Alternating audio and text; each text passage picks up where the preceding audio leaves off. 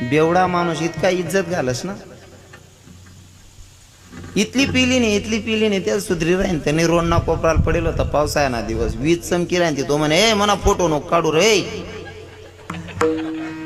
तू photo काढा लायक शेकार, तू ना कोण फोटो काढावशे रे, मना फोटो नको काढू म्हणे, वीज चमकी राहीन तिथं. मित्र होता सोबत, दोन्ही बेवडा ना.